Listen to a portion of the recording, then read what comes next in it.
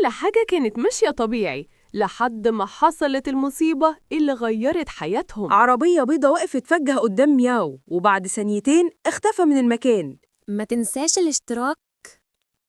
العصابة الكتاكيت كانت بتجرب حاجة مرعبة وحقنوه بمادة محدش يعرف مصدرها. أبو مياو فضل يدور عليه في الشوارع، في المصانع، في كل حتة، وما نمش دقيقة واحدة. وأول ما لقاه كان واقف قدامه مخلوق ضخم بس بوش ابن الصغير.